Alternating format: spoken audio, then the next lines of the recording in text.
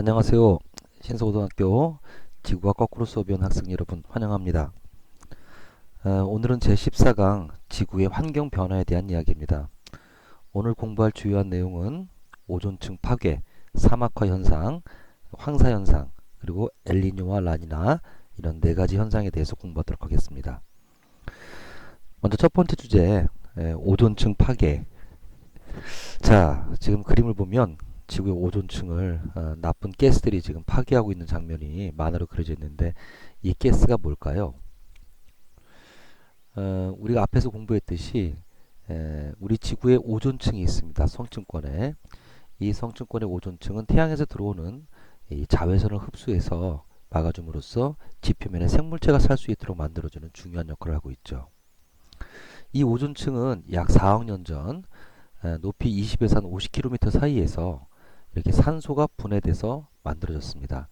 그리고 이 성층권에서는 끊임없이 이제 산소는 오존으로 또 오존은 산소로 이렇게 분해가 됨으로써 변화됨으로써 자외선을 막아주는 이제 그런 역할을 하고 있는데요. 만약에 이 오존층이 존재하지 않는다면 그럼 이제 자외선이 지표면까지 들어오게 되겠죠. 그럴 경우에 이제 좋은 점이 있다면 이 자외선이 비타민 D를 피부에 쪼여서 만들어준다는 이런 점을 제외하면 피부암, 백내장, DNA 파괴, 엽록체와 플랭크톤을 파괴해서 우리 지구 생태계에 심각한 위협이 되고 사실 생물체들이 지상에 살 수 없게 됩니다. 그러니까 오존층이라고 하는 것이 그 양은 많지 않지만 지구 생태계 유지에서 굉장히 중요한 역할을 하는 것이죠. 그런데 이제 이런 오존층을 파괴하는 아주 나쁜 물질이 있다. 그 이름하여 CFC. CFC라고 하는 것은 클로로, 플로로, 카본들, 그러니까 우리말로 하면 염화, 불화, 탄소입니다. 보시다시피 이렇게 탄소, 그 다음에 염소, 그 다음에 불소. 그래서 CFCl2, CFCl3, CF2CL2, CF2CL3 전부 다 염소와 불소와 탄소의 화합물이죠. 이런 것들을 CFC들이라고 하는데, 자, 그것의 상품명이 프레온입니다. 어, 그러니까 예를 들어서 뭐 소주인데 처음 들으세요. 그러면 그 소주 달라는 얘기잖아요. 그런 것처럼 이런 CFC 염화불화탄소의 상품명이 프레온입니다. 1930년대까지는 이 뭐 에어컨이나 아니면 이런 그 냉장고의 냉매를 암모니아를 사용했어요. 그래서 1930년대에 미국의 제너럴 일렉트릭스하고 뒤통사가 이 프레온 가스를 개발합니다. 보니까 무색무취, 인체의 무해, 폭발성 없음. 그래서 와 이거 정말 끝내주는 냉매구나. 그래서 이것을 꿈의 냉매라고 불렀습니다. 그런데 오랜 세월이 지나고 보니까 이 프레온 가스가 문제를 일으키는 거예요. 어떻게 문제를 일으키냐? 얘가 보통은 이 프레온 가스가 되게 안정된 물질입니다. 잘 분해가 되지 않아요. 그런데 빛을 쬐면 어떤 빛이냐? 주로 자외선이에요. 그러니까 지상에서의 가시광선으로는 이 프레온 가스를 분해를 못 하는데 이게 이제 자외선을 받게 되면 여기에서 염소가 떨어져 나오는 겁니다.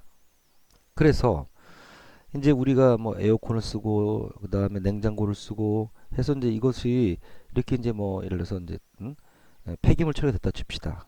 그럼 이제 여기에서 이제 프레온 가스가 새어 나와요. 얘들이 이제 하늘 높이 떠 올라가서 성층권까지 가게 되면 그러면 얘들이 강한 자외선을 받아갖고 여기서 염소가 떨어져 나오게 되는 거죠. 이 떨어져 나온 염소가 다른 오존을 만나게 되면 일산화염소 플러스 산소로 그리고 이 일산화염소가 다른 산소 원자랑 만나면 다시 산소 분자와 염소로 이렇게 분해가 되는 과정에서 결국 끊임없이 이 오존이 산소로 분해가 되는 것입니다.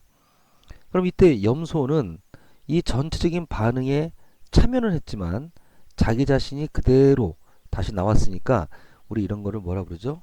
그렇습니다. 촉매입니다. 촉매. 염소 원자가 프레온 가스에서 떨어져 나와갖고 이것이 촉매 역할을 해서 오존을 전부 다 산소로 분해해 버린다는 거죠. 그럼 얼마나 분해한다는 거냐? 한 10만 개. 염소 원자 한 개가 약 10만 개의 프리온 가스를 분해합니다. 10만 개의 오존을 분해할 수 있습니다. 그러니까 뭐 이게 참 별거 아닌 것 같아도 한 개의 원자가 촉매 역할을 해서 10만 개의 오존을 분해한다면 그 파괴력이 엄청나게 큰 거죠. 이런 현상을 어떻게 발견하게 되었느냐 하면은 이런 남극지방의 오존의 양을 재보니까 이 오존의 양을 재는 단위를 dobson 유니트의 약자인 DU를 쓰는데요. 오존을 지상으로 끌어내려서 일기압 상태일 때 오존의 두께를 쟀다면 이 오존의 두께가 평균 0.3mm예요. 이 0.3mm를 곱하기 1000을 해서 얘를 300DU라고 합니다. 300DU. 그래서 가만히 보니까 지금 여기 지금 이 빨간색이 그러니까 주황색이 한 500DU, 그 다음에 이렇게 녹색 쪽이 300DU, 그 다음에 이제 이렇게 뭡니까 이 파란색 쪽이 200DU 이렇게 돼 있는데 보니까 이 주변에 비해서 남극 상공 안쪽으로 구멍이 뻥 뚫렸다는 거죠. 즉 오존층의 두께가 얇아져 있다. 이것을 우리는 오존홀, 오존 구멍이라고 이야기합니다. 보시면 1979년도서부터 97년까지 약 20년 동안의 남극상공에서의 오존 양을 보면 지금 여기가 한 200DU쯤 되는데 200DU쯤 되는 곳이 어때요? 색깔이 처음에는 별로 없다가 점점 늘어나죠. 이렇게. 그 다음에 이제 예를 들어서 한 500DU 되는 곳이 처음에 있었는데 점점 사라지죠. 그래서 남극 상공에서 전반적으로 이렇게 오존층의 두께가 얇아지고 있음을 볼 수가 있습니다. 이 그래프는 1980년도부터 2000년까지 남극 상공에서의 오존 구멍의 크기를 이렇게 보여주고 있는 건데 오존 구멍의 크기가 어때요? 점점 커지고 있다 하는 거죠. 이건 뭐냐면 최대값과 최소값입니다. 그 해의 최대값과 최소값이 어쨌든 간에 이렇게 변하고 있다.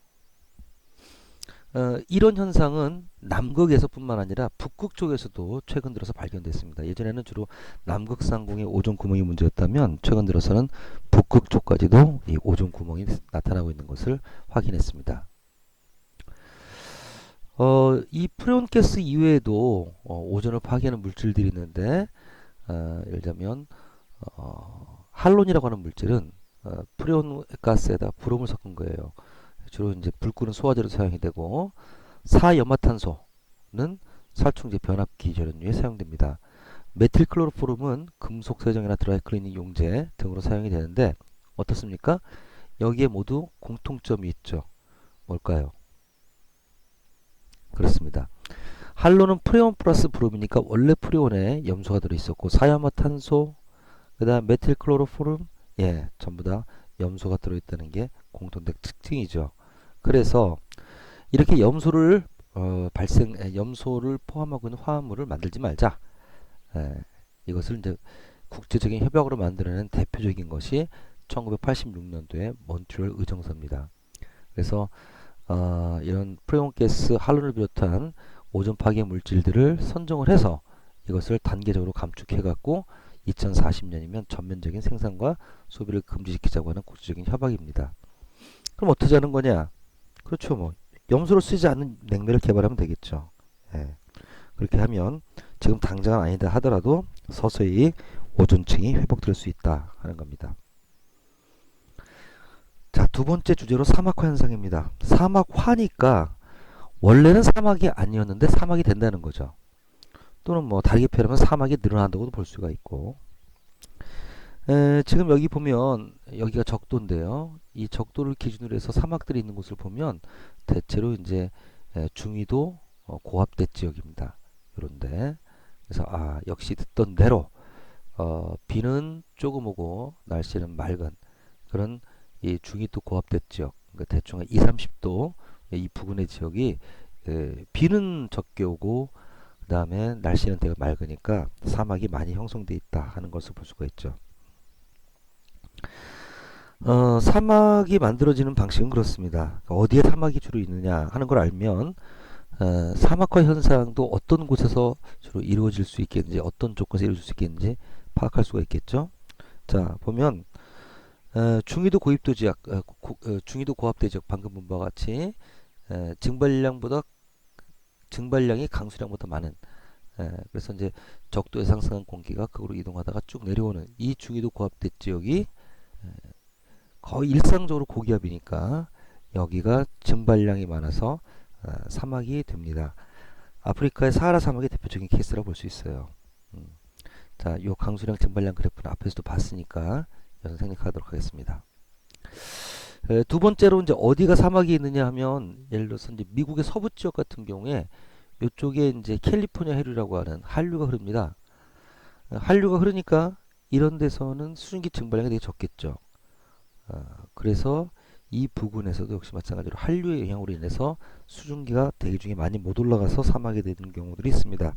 미국의 모하비 사막이나 남아프리카의 나미부 사막이나 칠레의 아카타마 사막 이런 것들이 한류의 영향을 받은 그런 건조한 공기로 인한 만들어지는 사막입니다. 근데 대륙의 내부 지방은 바다에서 여기까지 수증기가 공급이 안 되니까 비가 적게 내리겠죠. 중국의 타클라카만 사막 또는 고비 사막이 이와 같이 비가 적게 내려서 워낙 대륙이 한복판에 있어서 생기는 그런 사막 지역이고요. 그 다음에 이제 예를 들어서 태평양의 습한 공기가 로키 산맥, 뭐 안데 산맥 이런 데를 타고 넘어가서 반대편이 되면 고온 건조한 공기 됩니다. 그런 경우에 이렇게 사막이 만들어지는 거죠. 예를 들면 중국의 타클라카만 사막, 또 고비 사막 이런 것도 하나의 예가 될 수 있겠습니다. 자, 그러면 이제 사막화라는 것은 결국 이런 사막이 확대되는 것인데 그 원인이 뭐냐? 뭐 자연적인 원인도 있습니다. 일단 뭐 가뭄이 들고 그러면 장기간 가뭄이 들 경우에 사막이 더 확대될 수 있겠죠. 근데 이제 그런 자연적 요인 말고 사람에 의한 요인들이 있는데 보시면 지금 산림 파괴, 과잉 방목, 과잉 경작, 그러니까 뭐 방목하고 경작해서 땅의 지력을 잃고 또 그 다음에 이제 동물들이 막 그냥 풀을 초원에서 뜯어먹고 이러면 이것이 결국 사막으로 이어지는 것이죠. 어디가 심각하냐? 아프리카하고 아시아가 심각하네요. 그죠? 이런 것들이 심각하고 오세아니아나 유럽 북, 뭐 중앙아메리카 이런 데는 그렇게 아주 심각하다 볼 수는 없겠습니다. 사막화 현상의 대표적인 지역으로 이 아프리카 여기가 이제 사하라 사막인데 요 사하라 사막 밑부분 여기가 이제 사헬 지역입니다. 이 사헬 지역은 급격한 이동 어떤 그 인구 이동이 있었고 그들이 화전과 방목을 하면서 그러면서 생태의 균형이 파괴되고 급속히 사막화가 이루어지고 있는 그런 지역이라고 볼 수 있습니다. 사막은 계속 늘어나고 있는데 전 세계 사막이 증가하고 있는 것들 사막화 지역 중에서 제일 많은 양을 차지하는 것은 아시아입니다. 32%, 그 다음에 아프리카. 뭐 다른 지역들 그렇게 썩 많지는 않죠. 그래서 아시아와 아프리카가 이 사막화가 심각하게 우려되는 이런 지역으로 꼽히고 있어요. 좀 정리를 해볼까요? 사막화의 원인은 뭐냐면 일단 인구의 증가로 인해서 더 많은 땔감과 농용지가 필요해지고 이를 위해서 나무를 베고 농용지를 개척한다거나 그 다음에 이제 가축 수요가 증가하고 과다한 방목을 하게 됨으로써 이 산림과 초원을 파괴하니까 그러니까 그것이 거꾸로 인간에게 엄청난 재앙이 돼서 돌아왔다 이렇게 볼 수 있겠습니다. 지금 뭐 사막을 막기 위해서는 사막화를 막기 위해서는 별거 없어요. 결국 사막에다 나무를 심으면 좋겠죠. 그래서 우리나라 지금 가서 나무 심고 있는 이런 장면인데 물론 뭐 이렇게 한다고 해서 사막이 쉽게 회복이 되겠느냐 하는 회의도 들긴 하지만 어쨌든 이런 방식으로 해서 사막화를 막아야 되겠다 하는 거죠. 세 번째 주제 황사는 앞에 대기 오염에서도 공부를 했으니까 간략하게 다시 한번 정리해 봅시다. 자, 이 희뿌연 황사 인공에서 찍은 사막 황사 시기의 우리나라 지도인데요. 황사는 호흡기 안과 질환 그리고 중금속 함유 등등으로 인해서 정말 우리 인체에 치명적인 피해를 입히는 현상입니다. 이 황사가 발원하는 곳은 중국의 보는 바와 같은 뭐 타클라카만 고비, 내몰곤, 황토고원 등등 해서 이런 중국과 몽골 지역에서 이제 우리나라에 황사가 영향을 주게 되는데요. 이렇게 발생한 황사가 우리나라에 뭘 타고 오죠? 그렇습니다. 편서풍을 타고 옵니다. 그러니까 황사가 언제 심각하냐라고 하는 것은 이제 그때 많이 다른데, 예를 들어서 이 시기를 보면 이 시기에는 우리나라 중부지방 같은 경우는 저기압의 상승기로 인해서 이제 이 황사가 어떨 때 세질까요? 이 황사라는 것이 이제 모래먼지가 하늘로 올라갔다가 우리나라에 와서 내려야 되는데, 자, 이 모래먼지가 잘 하늘로 올라가려면 저기압이 좋겠죠. 상승기류가 있는. 그래서 이제 중국 쪽에서는 이제 저기압이 발생하고 우리나라에서 고기압이 생기고, 그랬을 때 중국에서 하늘 높이 올라간 먼지 알갱이들이 이제 우리나라에서 하강기를 타고 내려오는, 그래서 이제 황사가 심해지는 그런 원리인데, 지금 이 시기에는 저기압의 상승기로 인해서 우리나라는 서울 쪽은 황사가 약하고, 그 다음에 이제 요 다른 지역 같은 경우는 그런 덕을 못 보니까 이제 황사가 강해진 이런 현상을 볼 수가 있겠습니다. 황사의 발생 빈도수는 갈수록 늘어나죠. 이렇게 물론 이제 특별하게 많았던 해도 있습니다만 전체로 보면 어떤 일정한 경향성을 띠고 있죠. 그래서 중국의 산업화로 인한 도시, 그 다음에 식생의 파괴, 그 다음에 경작지 이런 걸 통해서 사막이 늘어나고 있는 것들이 우리나라에 어떻게 영향을 주는지를 한눈에 딱 볼 수 있는 그런 황사 발생 빈도수 모습입니다. 황사는 대부분 다 봄에 발생해요. 3에서 5월에. 최근 들어서는 이제 가을에 발생하는 황사도 가끔씩 생겨나고 있다는 것입니다. 황사가 오면 어떡할 거냐? 별 뾰족수가 없습니다. 소주에 삼겹살 한 잔 먹고 여기에 이제 따뜻한 녹차를 먹는 게 가장 황사 예방에 좋다. 예방이 아니라 대응에 좋다 하는 겁니다. 마지막으로 이제 엘니뇨와 라니나 현상인데요. 지금 여기 호주, 인도네시아, 그 다음에 요 칠레, 페루 이쪽 지역에서 벌어지는 일들에 대한 이야기입니다. 지금 이쪽 지역은 이렇게 이제 남적도 해류가 흐르고, 그 다음에 이제 남극 순환류가 흐르고요. 그 다음에 페루 해류, 이런 해류들이 이렇게 이제 흘러가는 곳입니다. 그 중에서 우리는 요쪽 아메리카 쪽에서 이 호주나 인도네시아로 가는 이 해류에 대한 이야기를 하려고 합니다. 이렇게 이제 평상시에 보면 이게 이제 왜 생긴 해류냐면 이게 이제 무역풍 때문에 생긴 해류거든요.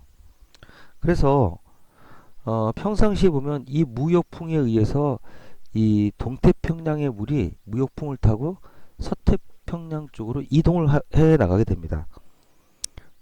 그래서 이렇게 동에서 서로 물이 빠져나가게 되면 밑에서 차가운 물이 올라와서 그 물을 보충을 해줘요.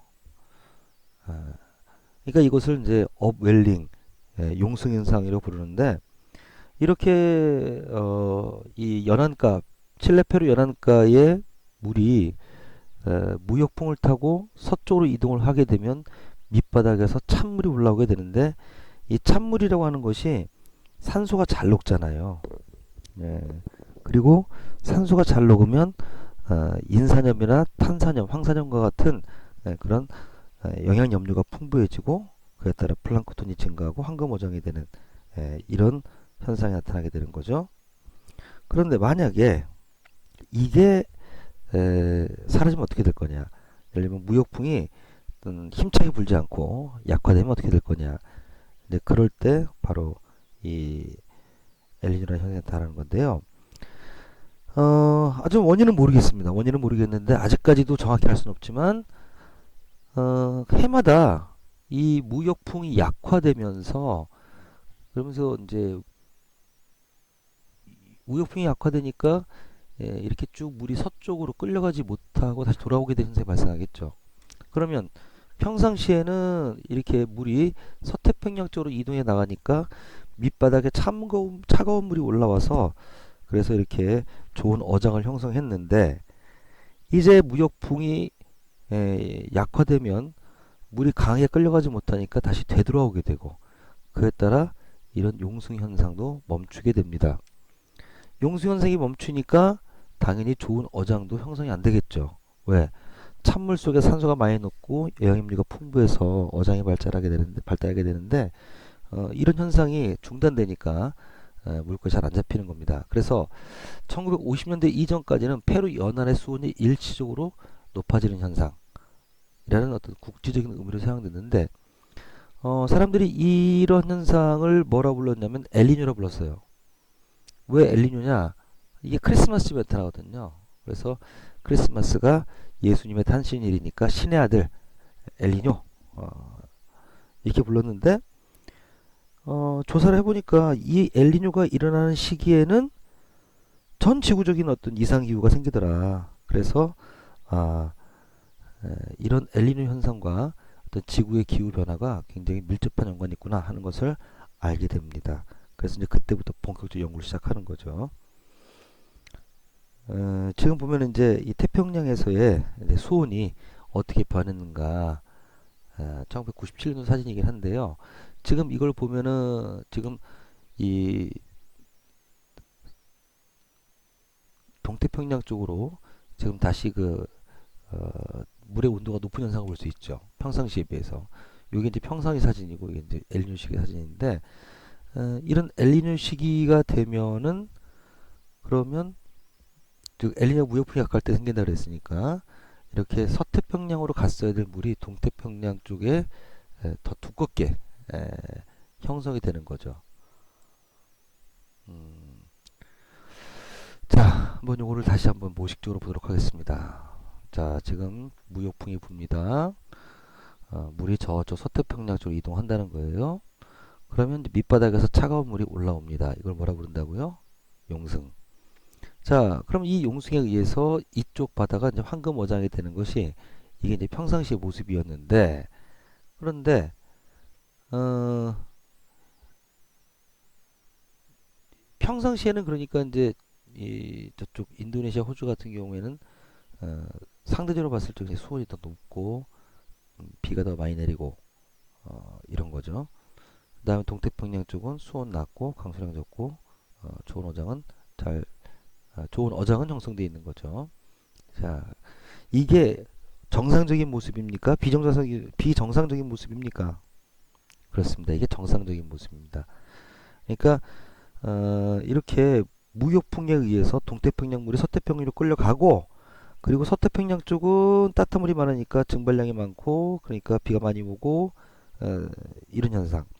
동태평양 쪽은 용수 현상에 의해서 수온이 낮고 그 다음에 비도 별로 오지 않는 좋은 어장이 형성되는 이것이 이제 평상시 현상이라면 평상시보다 무역풍이 약화돼요. 자, 화살표가 짧아졌죠? 그럼 어때요? 상승류가 별로 강하게 형성되지 않습니다. 그에 따라서 동태평양 쪽은 평상시에 비해서는 수온이 높고 강수량이 많고 어장이 파괴되죠. 서태평양 쪽에서 수온이 내려가고 강수량 적고 강수 때 비가 오는 지역은 넓어집니다. 그러면 예를 들어서 이제 이렇게 이쪽 인도네시아, 호주 이쪽에서 이쪽에서 먼저 예를 들어 화전농을 짓고 있는 사람이 있어요. 막 불을 질러 갖고 숲에다가. 그런데 평상시 비가 잘 내리는데 엘니뇨 때가 되니까 비가 잘 내려 안 내려요. 안 내리죠. 예전 비해서. 그러니까 밀림이 불이 안 꺼지고 계속 타는 겁니다. 이런 걸 보고 이제 뭐 엘니뇨 탓이다 하는 그 얘기는 좀 너무 좀 심각하고요. 그걸 갖다 지들이 불을 질러놓고 엘니뇨 탓을 한다는 건 좀 심각하고 어쨌든 간에 이와 같은 현상에 의해서 뭔가 기상의 변화가 오는데 이것이 전 지구적인 시스템을 뒤흔든다. 그래서 지금 엘니뇨라고 하는 것은 예전에는 이제 뭐 작은 예수 신의 아들 이렇게 의미였다면 지금은 그냥 이상 기후를 총칭하는 그래서 상당히 의미가 확대된 그런 용어가 됐습니다. 엘니뇨의 전 반대말이 이제 라니나인데요. 라니나는 무역풍이 강하게 될 때 발생해요. 그러니까 이제 이렇게 무역풍이 강해지면 용수 현상이 더 활발하겠죠. 그러면 동쪽에서는 수온이 더 내려갈 것이고 강수 피해가 있을 거예요. 이런 것이 이제 평상시와 정반대로 일어나는 현상이고 당연히 인도네시아 그다음에 호주 같은 경우에 평소보다 수온이 높아지고 강수되는 자기들 쪽으로 오는 이런 현상이 되겠죠. 예. 어떻습니까? 이것은 정상입니까? 비정상입니까? 예, 그렇습니다. 비정상입니다. 이건 너무 세게 분 거예요. 그러니까 무역풍이 약하게 불면 용수 현상이 잘 안 나타나서 어장 파괴. 무역풍이 너무 강하게 불면 그다음에 이제 뭐 수온이 내려가고 강수량이 적어지고 냉해가 생겨서 또 어려움을 겪는 이런 것이 엘니뇨 시기에 나타나는 되게 중요한 특징이라고 볼 수 있겠습니다. 자, 지금 보면은 이제 태평양에서 막 수온이 이게 동태평양 수온이 뜨거워지는 거 보이죠? 동태평양 수온이 뜨거워진다는 것은 엘니뇨가 일어났다는 겁니다. 발생 빈도수를 보면 해가 갈수록 점점 늘어나요, 이렇게. 예. 그래서 이 이상 기후가 당분간은 상당히 빠른 주기로 반복되겠구나 하는 것을 알 수가 있겠죠. 자, 엘니는 아직까지 정확한 원인을 모르고요. 뭐 발생 시기도 주기적이지 않습니다. 2년에서 7년 정도. 그래서 처음에는 이제 이 페루, 칠레 이 앞바다에서의 어떤 어부들이 일컫는 용어였다면 지금은 태평양상에서 발생해서 전 지구에 영향을 미치는 어떤 기상 이변 현상을 엘니뇨라고 한다. 그래서 오늘 약간 좀 헛소리지 않았습니까? 수업하는데 너무 졸렸어요. 그래서 내가 이야기하면서 무슨 소리 하고 있지? 네, 그런 생각이 좀 들었는데요. 잘 들어줘서 고맙습니다. 자, 하나 더 있군요. 환경 관련한 국제 협약으로는 유엔 인간회의, 인간환경회의 이게 최초로 이제 유엔의 환경 전담기구가 설치돼서 유명한 회의고요. 아까 그 오존층 파괴 물질을 규제했던 몬트리올 의정서 되게 중요한 의미가 있는 회의였습니다. 그 다음에 유엔 환경개발회의 여기에서 최초로 지속 가능한 개발이라고 하는 그러한 용어를 만들어낸 것이 이 유엔 환경개발회의입니다. 여기서 이제 기후변화 협약과 생물 다양성 협약이 체결됐습니다. 그리고 1997년도에 아주 유명한 의정서가 있습니다. 교토 의정서. 그래서 2012년까지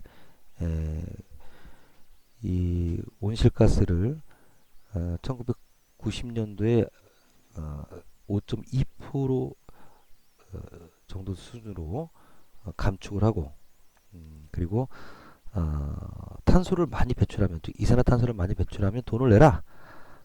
돈을 내고 이산화탄소를 배출해라. 마치 우리 그 재활용 봉투 사서 쓰레기 버려라 하는 것처럼 탄소 배출권 제도가 처음으로 도입이 됐고 이런 데서 굉장히 그 뜻깊은 회의가 교토 의정서인데 생각만큼 큰 영향력을 발휘하지는 못하고 있습니다. 자, 오늘 수업은 여기까지 하도록 하겠습니다. 수고했습니다.